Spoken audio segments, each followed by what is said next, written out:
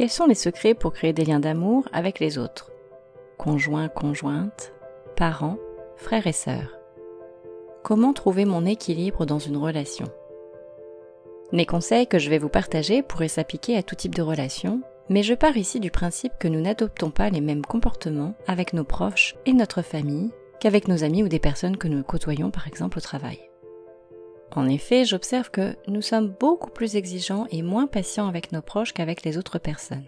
J'aimerais donc vous révéler les secrets qui ont fonctionné à la fois pour moi et mes clients pour que les relations que vous entretenez avec vos proches soient harmonieuses et remplies d'un amour sincère. Si aujourd'hui vous voulez connaître les secrets pour créer des liens d'amour, c'est probablement parce que vous aimeriez avoir une relation peut-être plus fluide, plus légère avec l'un de vos proches. Vous recherchez donc des solutions pour combler un manque. Et c'est ce que nous allons voir dans cette vidéo. Le manque que vous ressentez est un manque d'amour, car sinon, vous ne chercheriez pas à créer des liens d'amour. Ce manque d'amour peut se matérialiser sous différentes formes. Vous pouvez par exemple peut-être ressentir un manque de connexion, de lien. Ou peut-être qu'avec cette personne, vous n'arrivez pas à dialoguer correctement. Vous ne vous sentez pas sur la même longueur d'onde. Et donc vous avez l'impression que vous ne vous comprenez pas toujours. Un peu comme si vous n'avanciez pas au même rythme ou sur le même chemin qu'elle. L'écart entre vous et cette personne peut aussi se creuser quand vous vous rendez compte qu'elle ne vous écoute plus comme avant, ce qui va rendre malheureusement petit à petit vos moments de partage aussi rares que la pluie qui tombe dans le désert. Quand une relation s'effrite devant nos yeux avec le sentiment que la fin de l'histoire est sans issue, il devient alors très difficile de maintenir des liens d'amour sincères avec l'autre. Parce qu'au début, l'amour que l'on ressent envers une personne, ça nous pousse instinctivement à faire le premier pas vers elle pour tenter de désamorcer la bombe. Et on sait que faire face à une situation déplaisante, ça va vous demander beaucoup de courage, surtout si vous avez des sentiments envers cette personne. Et je pense que ce qui nous empêche vraiment de passer le premier pas et d'aller vers l'autre personne pour crever l'abcès quand il y a quelque chose qui ne se passe bien, c'est parce que nous redoutons d'être à l'origine d'un conflit.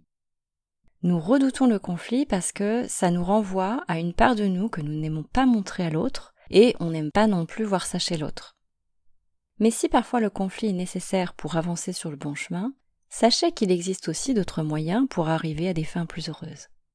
Et avant de vous révéler ce qui, à mon sens, peut vraiment complètement faire basculer une relation conflictuelle vers une relation plus saine, j'aimerais d'abord vous livrer 5 conseils qui vous aideront déjà à pacifier ou à améliorer les rapports que vous entretenez actuellement avec cette personne, dans le but que vous retrouviez tous les deux un équilibre dans cette relation. Alors pour moi, pour qu'une relation fonctionne bien, l'un des piliers auxquels vous devez absolument prêter attention, c'est d'avoir une bonne communication. Pour moi, c'est vraiment la base. Donc à quoi on sait qu'on a une bonne communication avec l'autre personne? Eh bien, déjà, une communication, ça se fait pas dans un seul sens. C'est vraiment un échange à plusieurs. Elle est censée être fluide, sincère, donc il n'y a pas de tabou, c'est-à-dire que vous ne ressentez pas de malaise à dire les choses que vous avez sur le cœur avec l'autre. Vous parvenez aussi facilement à exprimer vos besoins, vos ressentis, et l'autre va vraiment vous écouter avec attention, sans vous couper la parole. Et inversement, bien sûr. Lorsque tous ces critères sont respectés, eh bien, vous allez voir que les conflits vont devenir alors très rares, voire même inexistants. Donc, mon premier conseil, c'est d'entretenir une bonne communication avec l'autre. Mon second conseil est que vous soyez empathique pour éviter de porter un jugement trop rapidement. Parce qu'il est très facile d'en vouloir à l'autre sous prétexte d'avoir mal interprété quelque chose. Et c'est un peu dommage de se faire des interprétations, donc essayez plutôt de comprendre son point de vue et ses émotions en vous mettant le plus possible à sa place. Demandez-vous comment vous auriez réagi si vous aviez vécu la même situation par exemple. Mon troisième conseil, ça va être d'accepter que l'autre personne soit différente de vous. Alors ça paraît évident dit comme ça, mais acceptez qu'elle ne pense pas ou qu'elle n'agit pas forcément de la même façon que vous. Écoutez plutôt son point de vue jusqu'au bout, sans la couper. Et vous pouvez argumenter avec elle plutôt que de rejeter en bloc tout ce qu'elle vous dit. Laissez-vous la chance d'apprécier vos différences en découvrant peut-être une autre manière de voir le monde. Ensuite, je vous recommande de vous accorder des temps de qualité ensemble pour renforcer vos liens. Prenez le temps de planifier régulièrement des moments avec l'autre, en partageant des activités par exemple, en prenant le temps d'avoir des discussions profondes et aussi des discussions un peu plus légères. Vous verrez que ces rendez-vous privilégiés vous permettront d'apprendre en plus à connaître beaucoup mieux l'autre et ça va vous aider du coup à appliquer le point suivant qui est le point numéro 5. Donc mon 5e conseil, c'est d'apprendre à pardonner ce qui a été vécu dans votre passé commun. Le passé appartient au passé, comme on dit. C'est important de vraiment passer par cette phase de pardon parce que si vous ressassez sans cesse un passif douloureux, la première personne à qui en fait vous allez faire mal déjà c'est vous. Car l'autre, en fait, il a peut-être même plus conscience de ce qu'il a fait qui vous blesse aujourd'hui. Donc c'est un peu dommage, donc c'est pour ça que c'est important le point numéro 1 d'avoir une bonne communication pour savoir que vous avez réussi à exprimer par exemple que quelque chose est encore douloureux pour vous à vivre et vous assurer que l'autre personne en a conscience. Déjà, ça va calmer une certaine frustration, une certaine colère que vous pouvez peut-être encore ressentir par rapport à cette situation. Donc, soyez prêts à pardonner et à faire preuve de tolérance pour éviter qu'il y ait de la rancœur qui s'accumule au fond de vous, parce que c'est très très mauvais pour votre corps et notamment tout ce qui est colère. Alors là, je pars un petit peu plus loin dans les détails, mais ça va affecter votre organe qui est le foie. Voilà. Donc, si jamais vous avez des problèmes de foie, c'est souvent lié à de la colère qui vous ronge un petit peu à l'intérieur de vous. Donc, votre capacité de pardonner et d'accepter les imperfections de l'autre va renforcer votre relation. Maintenant, si malgré l'application de ces quelques conseils, vous avez toujours le sentiment que vous êtes le ou la seule à toujours faire le premier pas vers l'autre, sans avoir aucun signe de reconnaissance de sa part en retour, alors votre amour, vous savez, celui avec un grand A, malheureusement, il va doucement et subtilement prendre une nouvelle apparence et devenir ce qu'on appelle de l'attachement. C'est-à-dire que vous allez toujours tenir à l'autre, à ce que votre relation continue, mais vous sentez au fond de vous que vous avez perdu une grande part de votre énergie dans l'histoire. Et quand on commence à perdre de son énergie, et en plus si vous avez de la difficulté à exprimer vos sentiments et vos émotions naturellement, alors vous allez voir que par effet miroir, vous allez probablement finir par vous renfermer sur vous-même et arrêter d'exprimer ouvertement votre amour envers l'autre, jusqu'au point finalement de rompre le dialogue entre vous. Il se peut aussi que vous finissiez par agir à contre-cœur, que vous adoptiez des comportements d'évitement pour fuir du coup toute situation malaisante, voire conflictuelle qui se répéterait trop souvent. À cette étape, en général, on regrette souvent que la relation ne soit pas plus fluide, plus légère, comme on peut le voir dans certains films à l'eau de rose. Ça donne vraiment envie et en même temps on se dit c'est trop beau pour être vrai. Et je dis pas que ce genre de relation n'existe pas, parce que pour moi ça existe. Et oui, c'est peut-être un petit peu exagéré dans ce genre de film, mais pour moi tout le monde peut vivre des relations équilibrées. Sinon, je prendrais vraiment pas le temps de vous faire ce genre de vidéo. Et donc pour ceux qui, peut-être actuellement, vous sentez que vous êtes en train de perdre une connexion avec une certaine personne, alors qu'il est tout à fait normal que vous vous demandiez si ça vaut la peine de continuer ou de couper les liens avec elle. Surtout si malgré vos efforts, la situation, vous voyez qu'elle change pas. Donc, moi j'ai quand même envie de rester optimiste et donc je vais m'adresser aux personnes en vous donnant mon avis pour celles qui souhaitent vraiment maintenir et créer des liens d'amour avec cette personne en particulier. Déjà, pour moi, si vous voulez voir le changement, peu importe la situation que vous êtes en train de vivre, il y a une citation qui dit « Soyez le changement que vous voulez voir ». Ce que ça veut dire pour moi, c'est que vous devez arrêter de vouloir à tout prix changer l'autre. Sinon, vous courez tout droit vers le précipice. Et je sais, on a tous ce premier réflexe, malheureusement, de vouloir d'abord que l'autre change. Parce que c'est finalement beaucoup plus simple de demander à l'autre de changer, plutôt que de travailler sur soi. On est bien d'accord là-dessus. Or, si j'ai bien un premier conseil que je peux vous donner par expérience, c'est que les autres changent dès qu'ils vous voient d'abord changer. Donc arrêtez de vouloir nourrir l'espoir que l'autre va changer de comportement, tout ça parce que vous lui demandez de changer. Si vous faites ça, vous allez perdre votre temps parce que ça ne marche pas comme ça. En plus, si vous avez des attentes qui sont trop fortes, vous allez exercer une forme de pression sur l'autre, et lui, il va peut-être même pas comprendre pourquoi vous lui demandez de changer, donc en plus il le fera pas. Donc vous allez vous sentir frustré, vous allez nourrir aussi de la rancœur et probablement de la colère vis-à-vis de lui. Mais également vis-à-vis de vous-même parce que vous le vivrez comme étant un échec de ne pas arriver à faire évoluer la situation.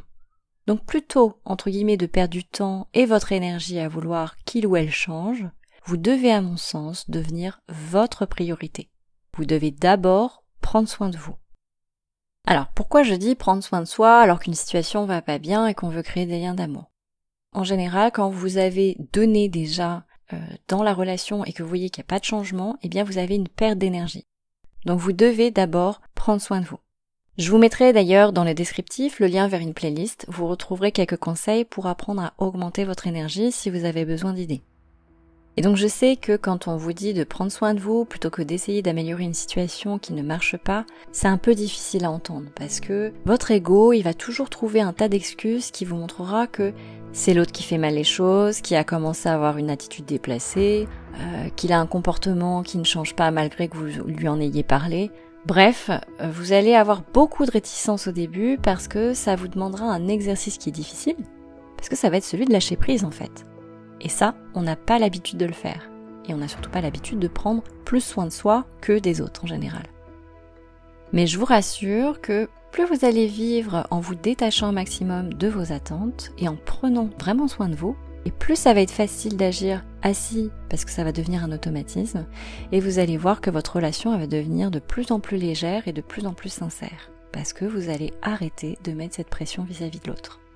Donc l'idée déjà pour prendre soin de soi dans un premier temps, ça va être d'apaiser toutes vos pensées de colère, voire de haine quand ça va loin envers l'autre. Et vous comprendrez qu'une bonne partie de votre colère, elle est en fait contre vous-même. Et je rentrerai pas dans le détail parce que il faudrait carrément un autre épisode pour que je parle juste de ce sujet-là, mais ça de toute façon, après c'est quelque chose que vous pouvez travailler si c'est trop important avec des exercices pour justement libérer toute la colère que vous avez en vous.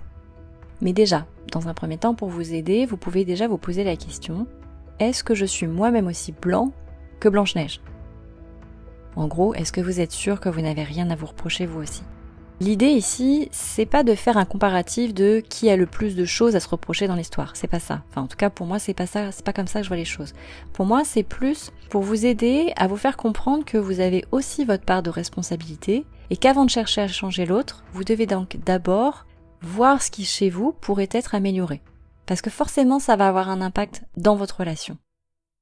Si en m'écoutant, vous êtes convaincu que vous n'avez rien à changer, alors je pense que vous pouvez arrêter de m'écouter ici. Parce que ça veut soit dire que vous avez un ego qui est vraiment surdimensionné, parce que pour moi, on a toujours des choses à changer, on peut pas être parfait. Ou que vous avez la sensation vraiment que vous avez tout donné pour que votre relation s'améliore et vous sentez bien que ça ne changera pas. Et à ce moment-là, eh bien, il faut juste accepter que ce sont des choses qui arrivent et que vous prenez cette décision en conscience et qu'il est peut-être temps finalement, de mettre un terme à cette relation. Parce que je pense qu'il vaut mieux éteindre le feu d'une relation qui est vouée à l'échec plutôt que de s'essouffler à essayer de rallumer la braise. Donc là, après, c'est à vous de voir jusqu'où vous avez été pour essayer d'améliorer les liens qu'il y a entre vous. Par contre, si vous tenez vraiment à cette relation et que votre désir le plus cher est qu'elle prenne un autre tournant, alors c'est qu'il est temps d'agir non plus sur qui ? Sur l'autre, mais sur vous-même. Et vous allez voir qu'en prenant soin de vous, forcément, vous allez apprendre à mieux vous connaître. Ça c'est vraiment génial parce que vous allez finalement apprendre à savoir davantage ce que vous aimez, ce que vous aimez pas, quelles sont vos valeurs. Et en fait, tout cet apprentissage va vous permettre au fur et à mesure d'être en capacité en fait de savoir poser facilement vos limites et de mettre finalement un point final ou non à cette relation. Donc c'est vraiment, c'est pas juste prendre soin de soi pour prendre soin de soi, c'est plus profond que ça en fait, parce que ça va vraiment agir sur la qualité de la relation que vous avez vis-à-vis de vous-même et vis-à-vis forcément de l'autre. Et ça me permet vraiment, ce que je dis, de faire le lien avec un point qui pour moi, c'est le plus important à retenir si vous deviez retenir quelque chose dans cette vidéo. C'est que pour moi, créer des liens d'amour avec une personne qui vous est chère, ça va être finalement que vous appreniez à vous aimer véritablement. Parce que comment vous pouvez aimer sincèrement une personne si vous ne vous aimez pas ? Quand on ne s'aime pas, souvent on se parle mal à soi-même.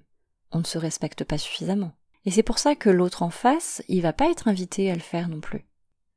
Parce que finalement, pourquoi est-ce que l'autre personne devrait vous apporter cet amour alors que vous ne le faites pas déjà pour vous-même ? Parce que ce qui se cache derrière tout ça, c'est un peu comme si vous lui demandiez de combler un vide en vous que vous n'arrivez pas à remplir tout seul, et en plus que vous le rendez responsable de votre mal-être si jamais il ne le fait pas correctement. Je trouve que c'est quand même une sacrée responsabilité qu'on donne à l'autre finalement. Donc de sincères liens d'amour peuvent être présents dès qu'on s'aime véritablement, et dès qu'on a une bonne estime de soi. Pour moi, c'est en étant fier de la personne que vous êtes, que vous pourrez créer des liens d'amour vraiment sincères, purs, qui ne demanderont rien finalement en retour. Et je vais vous dire quelque chose, en fait, depuis tout à l'heure, je parle de créer des liens, mais pour moi, en fait, les liens, ils ont même pas besoin de se créer, parce qu'ils se font naturellement, À partir du moment, en fait, où on se sent déjà heureux de vivre avec soi-même, il y a une forme de vibration qui se fait naturellement, vous rayonnez quelque chose qui est lumineux, qui fait que on sent que vous êtes bien avec vous-même, que vous vous aimez, que vous transpirez cet amour, et du coup les autres, par effet miroir, ont envie aussi de vous renvoyer la même chose. Et vous allez voir que justement en renvoyant cette image-là, ça va déplaire à pas mal de personnes, et ça va faire le tri naturellement dans les personnes qui vont rester dans votre vie, donc en gros les personnes toxiques vont finir par partir. Elles vont partir soit parce qu'elles vont se dire j'ai plus d'impact sur vous, sur le fait d'avoir une influence sur vous, ou alors c'est vous, parce que vous vous connaîtrez mieux, que vous serez capable de mettre vos limites et de dire non, stop, parce que je me respecte, parce que je sais prendre soin de moi, parce que surtout je m'aime, eh bien je décide en conscience de mettre un terme à cette relation. Et vous allez voir que la vie est très très bien faite, c'est-à-dire que si une personne part de votre vie, eh bien comme de par hasard, une autre va venir la combler.